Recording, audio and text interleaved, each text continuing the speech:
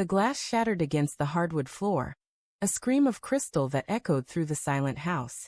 My hand trembled, red wine pooling like blood around the shards, staining the rug Sarah had picked out last spring. Her laughter, sharp and mocking, still hung in the air. "Today you sleep on the sofa." My reply had been a reflex, raw and venomous. "The house is mine. You sleep on the street." Her eyes had widened, then narrowed, a flicker of something, guilt, before she stormed upstairs. Now alone in the dim living room, the weight of those words crushed me. I didn't know what I'd seen in her phone, not yet, but the pit in my stomach told me it was something I couldn't unsee. The house was too quiet, the kind of quiet that hums with secrets. I sank onto the couch, the leather creaking under my weight, and stared at the staircase. Her phone sat on the coffee table, its screen dark but pulsing with the truth I wasn't ready to face. It had been a small thing at first, a notification that lit up while she was in the shower. "Miss you already. Same time tomorrow."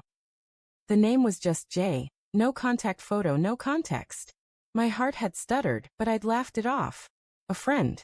A co-worker. A misunderstanding. But then there were the late nights, the sudden business trips, the way her smile never quite reached her eyes anymore. I wasn't paranoid. I wasn't that guy. But doubt is a slow poison, and it had been seeping into me for weeks. I picked up her phone, my thumb hovering over the lock screen. The wallpaper was a photo of us at the lake last summer, her head on my shoulder, the sunset painting her hair gold. My chest ached. We'd been happy then, hadn't we? I typed her passcode, our anniversary 0918, and the screen unlocked. My breath caught as I opened the messages. The thread with Jay was a knife to the gut. "Can't stop thinking about you. When can you get away? He doesn't deserve you." Each word carved deeper, slicing through the fragile trust I'd clung to. I scrolled, my hands shaking, the timestamps burning into my memory. 2:17 a.m., 3:04 a.m. Last night while I slept in our bed. The room spun. I set the phone down, my pulse hammering in my ears. The wine stain on the rug looked darker now, almost alive, spreading like the betrayal I couldn't deny anymore. I wanted to scream, to break something else, but instead I sat frozen, replaying every moment of the past 6 months. The way she'd started locking her phone. The perfume I didn't recognize on her coat. The way she'd flinched when I touched her last week, like my hand was an intrusion. How had I missed it? Or had I seen it and chosen to look away? Footsteps creaked on the stairs.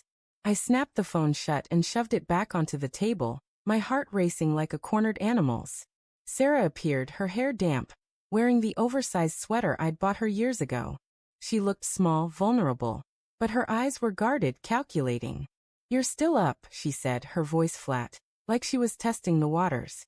"Couldn't sleep," I muttered, my gaze flicking to the phone. Did she know I'd seen it? Was she waiting for me to explode? I wanted to confront her, to demand answers, but the words stuck in my throat. What if I was wrong? What if Jay was nothing, a misunderstanding I'd blown out of proportion?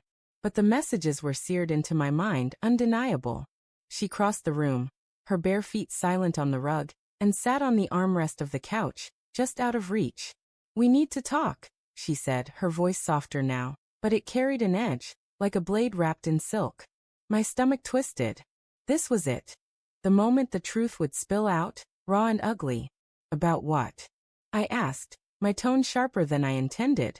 I leaned forward, my hands clasped tight to keep them from shaking.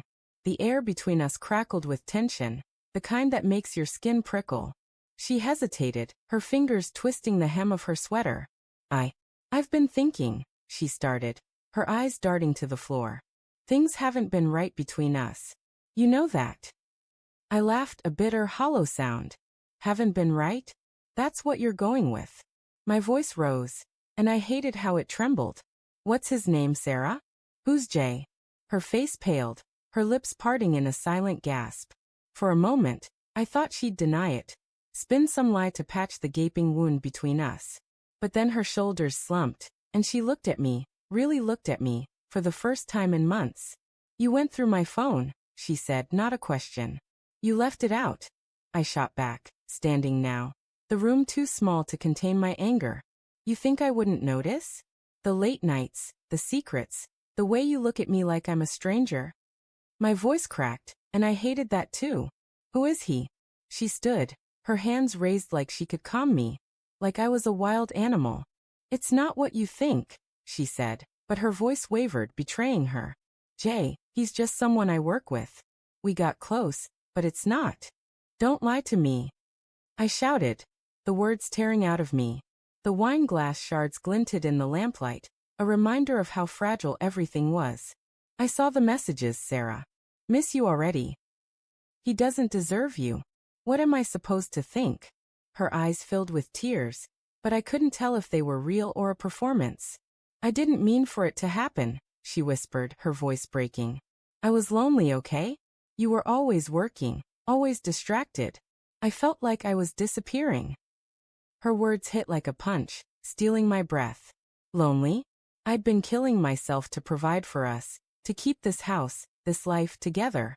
But then I remembered the nights I'd stayed late at the office, the weekends I'd spent buried in emails, the way I'd stopped asking about her day. Had I pushed her away? Was this my fault? I didn't sleep with him, she said, her voice barely audible. I swear I didn't. But I wanted to. I thought about it. The confession was a blade, twisting deeper. Not physical betrayal, but emotional, somehow worse because it meant she'd given her heart to someone else. I sank back onto the couch, my legs weak. Why didn't you tell me? I asked, my voice small like a child's. Why didn't you say you were unhappy? I tried, she said, tears spilling now. But you didn't hear me. You never hear me. The room fell silent again, the weight of her words settling like dust. I wanted to hate her, to throw her out like I'd threatened, but all I felt was a hollow ache. I looked at her, the woman I'd loved for a decade, and saw a stranger. But I saw myself too, and I didn't like what I found. I need time, I said finally, my voice hoarse. I can't do this right now. She nodded, wiping her eyes. I'll sleep in the guest room, she said, and I didn't stop her as she walked away. The staircase creaked again, each step a hammer blow to my heart. I sat there until dawn, the phone still on the table, its secrets laid bare. The wine stain had dried, a dark scar on the rug. I didn't know if we could fix this, if I even wanted to. But as the first light crept through the curtains, I realized the truth. The betrayal wasn't just hers. It was ours. And that hurt most of all.